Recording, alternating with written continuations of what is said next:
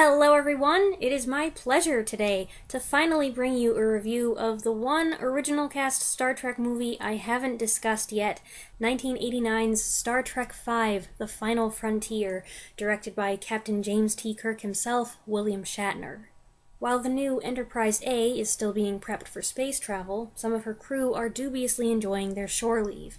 But when a hostage situation develops on Nimbus 3, the so-called planet of galactic peace, Captain Kirk is ordered by Starfleet to go and get the hostages out. The hostage situation is not all it seems, however, and our crew is pulled into a quest led by the rebellious Vulcan Sybok, who has received visions of a place of ultimate knowledge. This film has a reputation, and it's not a good one. Because of that, some of you tuning into this review may have certain expectations about what I'm going to say. Even I had certain expectations about what I would say whenever I eventually got around to reviewing it, and I think those expectations explain why, when I reviewed Star Trek II, III, IV, and VI a few years ago, I didn't bother with this one. It was a pretty obvious omission. The general consensus is that Star Trek V is a terrible movie, and I didn't want to waste time watching and reviewing a terrible movie. What I realize now is that I've been guilty of groupthink. I was roped into going along with popular opinion, despite having formed my own contrary opinion years ago. I saw this movie when I was a kid. I saw it 3 or 4 times, and I liked it. As time went by, though, and I was introduced to the world of snarky film commentary on YouTube, and I began to hear what other people outside of my family thought about Star Trek for the first time in my life, I came upon dozens of people who made fun of it. They alluded to it as the worst Star Trek movie, as if that were a universally acknowledged fact, with even die-hard Star Trek fans saying things like, well, all the old Star Trek movies are great, except 5, obviously, and I started to think that way too. Well, I just watched the movie for the first time in a long time last Friday, and you know what? I'm no longer gonna go with the flow on this one. Is it flawed? Yes. Does the story have problems? Sure. Are there things I don't like? Absolutely. Is it inferior to some other films, or maybe even all of the other films in the series? Yeah. But it's not nearly as horrendous as some people make it sound. Here's the big draw for me. Beyond all the things that Star Trek is and what it means to people, what I love most about it are the 3 characters at the center, Kirk, Spock, and McCoy, and the fluctuating dynamics of their interactions with each other. Between the TV show and the films, we've seen them go through a lot together, and in the immediate context of the film series, they've just concluded their most dangerous and dramatic adventure of all, which has forged an even tighter bond between them. And now, in this moment between missions, we find them together, conversing, problem-solving, helping each other, going on shore leave together at Yosemite National Park, for crying out loud. That's how close their friendship is. They choose to hang out together, even if they spend a lot of that time ragging on each other. This movie is a smorgasbord of Kirk, Spock, and McCoy content. Their banter is just off the charts. I didn't calculate it, but I bet the 3 of them share more scenes in this movie than in all of the other films. And those scenes are great. I always had fond memories of the campfire scene, with Spock sampling McCoy's beans, and McCoy and Kirk trying to get Spock to sing "Row, row, row your boat" with them. I loved that as a kid, and I have even greater appreciation for it now. But what comes before that is good too, with Kirk climbing the mountain and Spock levitating to his side while McCoy anxiously watches from below. And what comes after, it's a goldmine.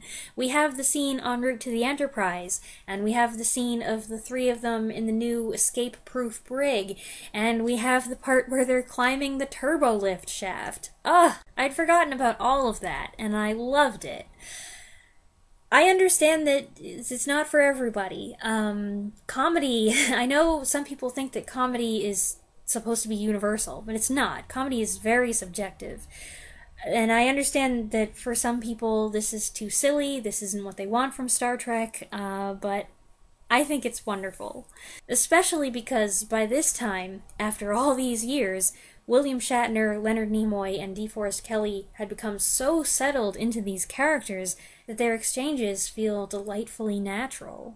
But on the flip side, this film also has one of the most emotionally intense sequences in the observation deck scene, where McCoy is forced to confront his most painful memory while the other two look on, and then Kirk adamantly rejects the idea of relinquishing the unique pain that helps define our personalities, and then the three of them decide to remain united against their captor, no matter what relief he tempts them with.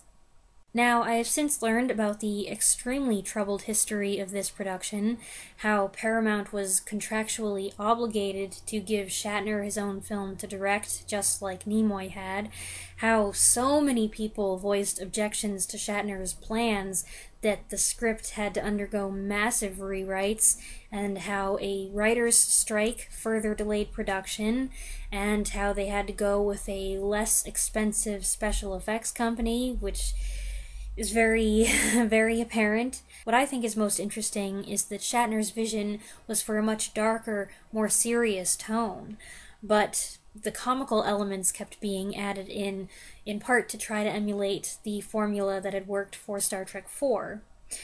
Needless to say, since I, for one, like most of the humor here, and I'm pretty confident saying that I would not have liked the film as much if it had explored more of those darker elements, I'm glad that Shatner was overruled.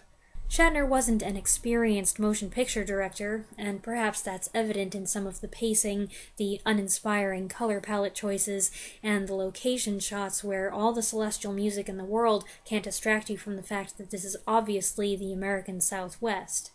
But I wouldn't go so far as to say that this film is proof that he's an incompetent director.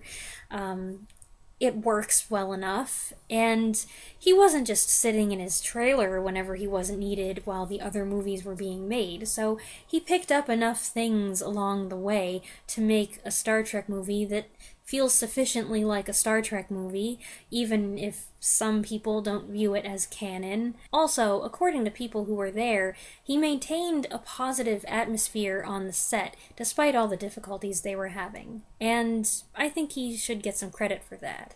Star Trek V is not on par with earlier entries in terms of visuals and effects and production design, but it's got some nice stuff.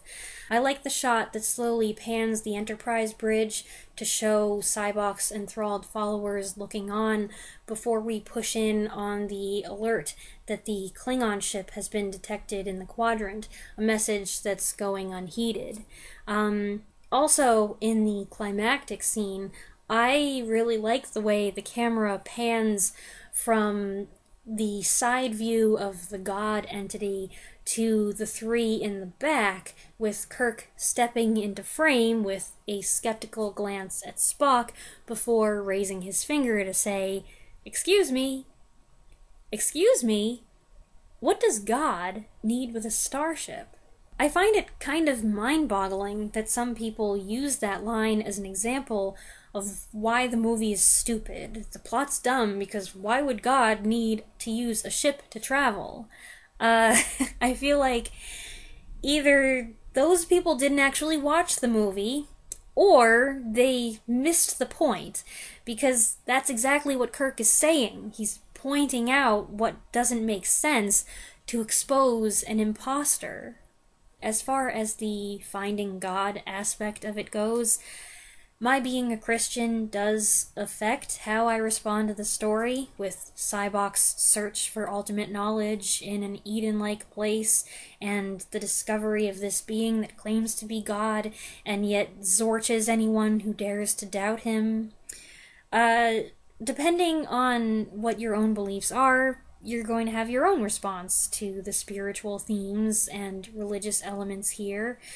Certainly, Shatner had his own strong feelings on the topic, since he was inspired to write this story by crooked televangelists and intentionally made Cybok a Christ-like figure The opening scene reminiscent not just of Lawrence of Arabia, but of the scene in Ben-Hur where Jesus gives Judah water. And by the way, actor Lawrence Luckinbill, who plays Sybok, does a great job playing the role with charisma and compassion and just enough crazy energy in his eyes to make you leery of whatever he's selling.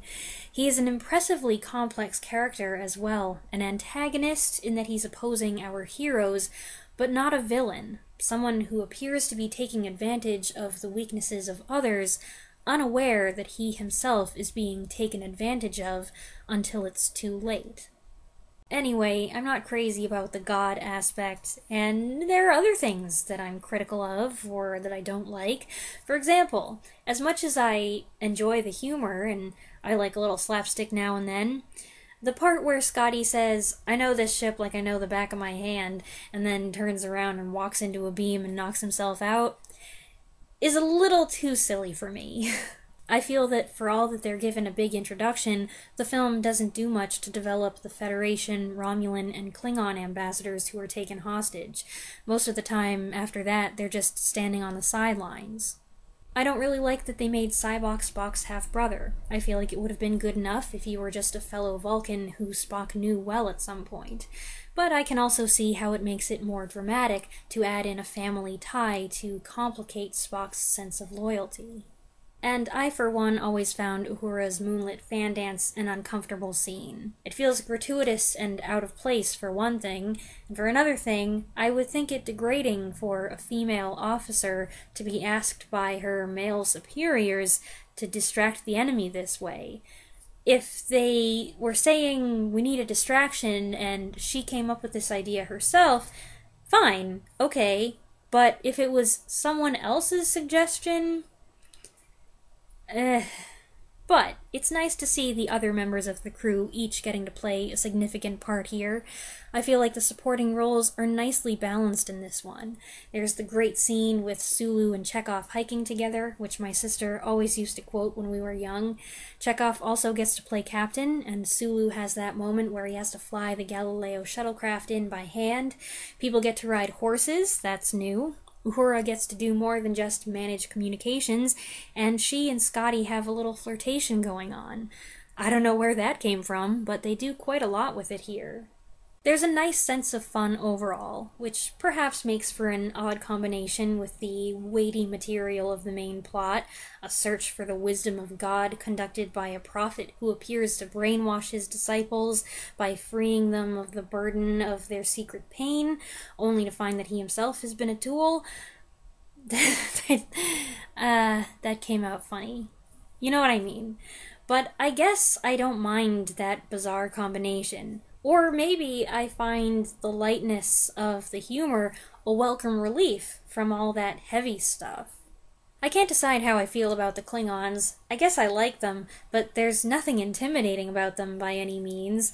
The captain of the Bird of Prey is this hilariously macho guy who struts around like a member of an 80s hair band, and the ambassador is this bloated, belching, bleary-eyed general who looks a bit ferocious, but then surprises you by speaking perfect English. I also find the chaotic state of the Enterprise very amusing. It's one of several instances where the film echoes Star Trek the Motion Picture, Kirk again arriving on the bridge to find everything a mess. The doors don't open right, nothing's working, the captain's logbook is acting up, Kirk's exasperated about the noise and disappointed about his chair, and of course, the transporter is out of order.